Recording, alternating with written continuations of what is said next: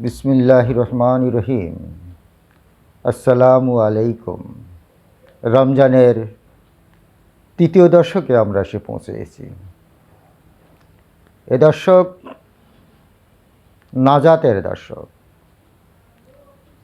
খুবই গুরুত্বপূর্ণ এই দশক।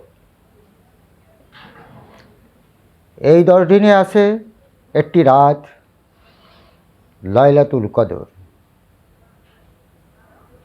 আল্লাহ পাক তার কোরআনেই বলছে, লাইলাতুল কদরের রাত 1000 মাসের থেকে উত্তম। সেটা কত উত্তম সেটা আল্লাহ পাকই জানেন। তাই আমরা নাজাতও চাইব, লাইলাতুল কদরও চাইব আল্লাহ পাকের কাছে। আমরা ইত্তেকাফে বসতে পারি এবং প্রতিটি বিজোড় রাত আমরা ইবাদত করব।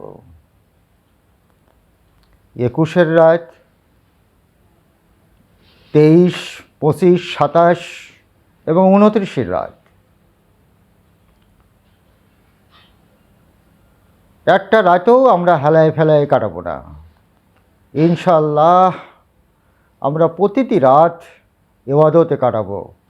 খুদা হাফেজ।